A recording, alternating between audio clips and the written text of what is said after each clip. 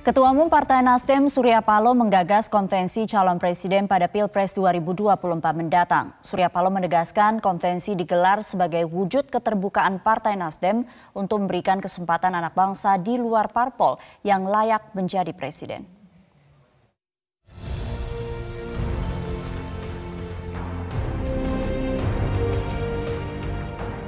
Perayaan hari ulang tahun ke-9 Partai Nasdem memunculkan wacana segar terkait kontestasi pemilihan presiden tahun 2024 mendatang.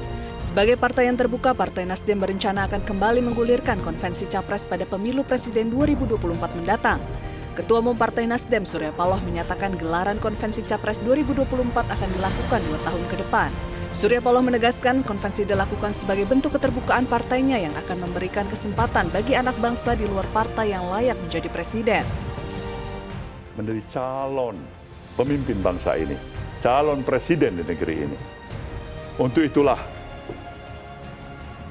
di dalam perencanaan partai 2 tahun ke depan, Nasdem merencanakan akan menggelar konvensi calon presiden Republik Indonesia pada tahun pemilu 2024.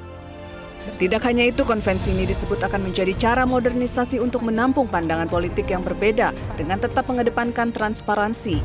Surya Paloh juga menyebut konvensi Capres akan memiliki efek positif, diantaranya penguatan partai sebagai ruang rekrutmen kepemimpinan. Konvensi juga menjadi wujud modernisasi berbagai pemikiran dan pandangan politik yang berbeda-beda melalui mekanisme kontestasi. Dengan mengedepankan tentunya prinsip-prinsip transparansi dan bottom-up, konvensi berefek secara positif bagi penguatan kelembagaan partai sebagai ruang dan basis rekrutmen kepemimpinan nasional. Tim Liputan Metro TV. Bagaimana mekanisme konvensi Capres 2024 yang digagas Partai Nasdem dan apa alasannya Partai Nasdem menggulirkan konvensi? Kita akan tanyakan langsung kepada Wasekjen Partai Nasdem Willy Aditya. Selamat siang Mas Willy. Selamat siang Sumi. Ya, gagasan dari Partai Nasdem yang akan menggelar konvensi Capres untuk 2024 ini hari ini menarik perhatian banyak media dan juga perhatian dari masyarakat. Apa sebetulnya alasannya Nasdem menggelar konvensi 2 tahun ke depan ini? Alasannya sudah cukup terang disampaikan dalam pidato Pak Surya tadi.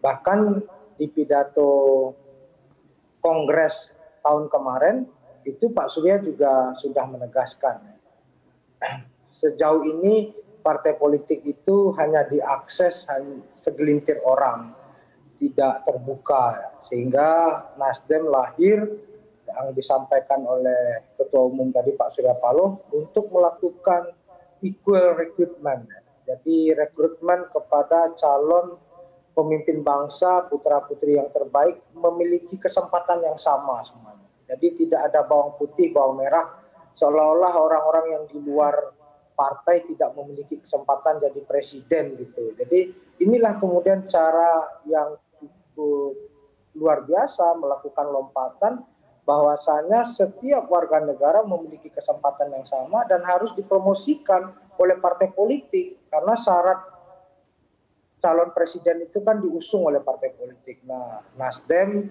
sadar betul itu bagaimana kemudian menangkap semangat zaman, semangat aspirasi publik. Nasdem benar-benar melakukan modernisasi kelembagaan menjadi institusi publik. Itu yang ditegaskan oleh Pak Surya Paloh berulang kali pada kami. Jadi Nasdem ini tidak beda Sumi dengan bus kota atau MRT open access oleh publik.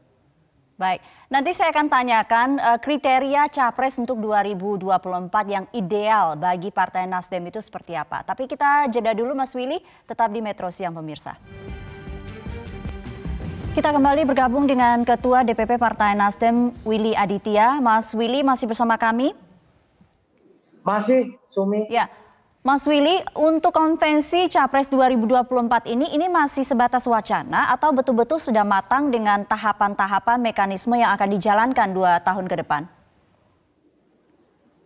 Proses pematangannya terus kami lakukan karena Nasdem sadar betul belajar dari praktek-praktek yang sudah. Tentu kami menyiapkan beberapa piranti dan beberapa konsekuensi logis dari Nasdem yang 9%. Tentu syarat pengusungan sejauh ini belum ada perubahan, yaitu 20%. Nah, di sini Nasdem membangun political block Sumi, yaitu aliansi dengan beberapa partai. Ini secara intensif dilakukan oleh Ketua Umum dan jajaran DPP lainnya, membuka komunikasi sehingga pengalaman yang sudah-sudah yang banyak dipertanyakan publik, apakah ini hanya semacam wacana seperti yang Sumi tegaskan tadi, tidak ya. Jadi kami sangat yakin bisa mengusung calon presiden sendiri yang akan memiliki basis dukungan 20% minimal. Yang kedua, kami juga melakukan seperti pidato Pak Surya di kemarin, kami akan melakukan amandemen, mengusulkan amandemen Undang-Undang Dasar 1945 tentang keserentakan pemilu. Yaitu kami ingin memisahkan kembali dua pemilu legislatif dengan pemilu presiden. Baik, Mas Willy, waktu kita memang terbatas, jadi saya ingin langsung ke pertanyaan intinya saja. Memang ini jarak ke Pilpres 2024 masih agak jauh dan sejauh ini kita lihat panggung politik ini belum ada calon yang kuat gitu. Kalau untuk Partai Nasdem sendiri, target dari konvensi ini dan juga kriteria capres yang dicari itu seperti apa?